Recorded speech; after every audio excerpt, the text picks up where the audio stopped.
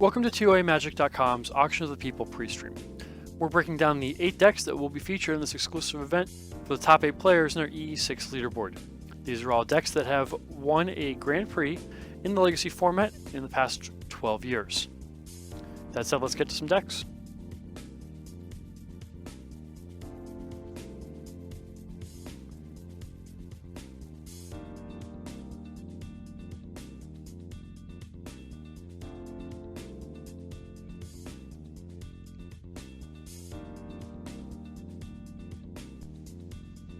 Now we're going to talk about Goblins. This is Jonathan Sonny's winning deck from Grand Prix Philadelphia in 2005.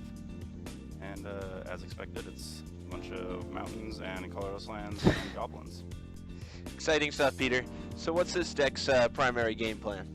So the main idea with this deck is to get an Ether Vial in play in the early turns and then use that to generate mana advantage while disrupting the opponent's mana with cards like Port and Wasteland. We also have a large tutor package because of the 4 Goblin Matrons to find whichever particular Goblin you need for a given task. Are there any interesting main deck inclusions? So at the time, the Goblin Tinkerer in 2005 was very popular to disrupt cards like Chalice of the Void, but that can also be very interesting against some of these other decks in this tournament, as it can destroy cards like Sword of Fire and Ice, Umezawa's Jite, or Batterskull out of the Delver of Secrets and Death and Taxes strategies. Yeah, plenty of better artifacts that came after this deck's existence.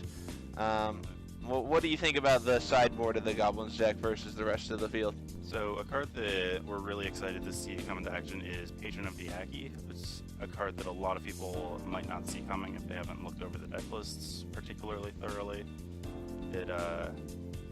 If you aren't familiar with the card, it has Champion a Goblin, so you can sacrifice a Goblin and then pay the difference in mana cost, not unlike Emerge nowadays. And it gives attacking Goblins +2/+0, so we might get to see someone ambush them with Patron of the Aki and go from there. Otherwise, it looks like we have some Pitting Needles and Price of Progress against the land strategy, which it seems like this deck can't really beat otherwise, so maybe they can get a little lucky there. But otherwise, they have the Tinkerer for the other artifact-based decks and the Pyrokinesis for some of the creature decks. Alrighty, and where do you think this deck is going to go in terms of how much life and cards people are willing to bid to have it?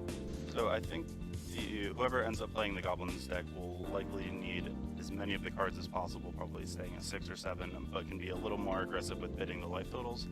But realistically, I don't see this deck or the No Force Band deck being fought over particularly aggressively.